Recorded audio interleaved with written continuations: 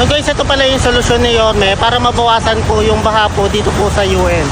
Actually, ito po yung mga putik na nahahakot po dito, no? Ayan. So para mabawasan, kasi bumabara raw yung mga putik, kaya nagkukot po raw ng baha po dito sa UN. And bukod doon ay nagkaroon po kanina ng mga paghikop po ng mga kanal, putik. At ngayon ay until now ay nililinis pa rin nila. So dito tayo sa kabila. Ayan. So ang location natin, nandito tayo sa UN.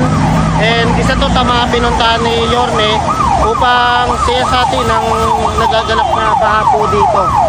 And napansin po natin sobrang dami po na putik ang nakuha po nila na galing po sa kanal.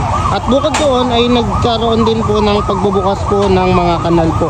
Bukod sa pagbubungkal po nila, paghigop po ng mga dumi, burak. Kita ko lang sa inyo. Ayan, yung burak. So kabilaan yan, doon din. So para updated po kayo dito po sa kaganapan po sa UN and sa mga baha, pa-like, pa-share din and pa-follow na rin po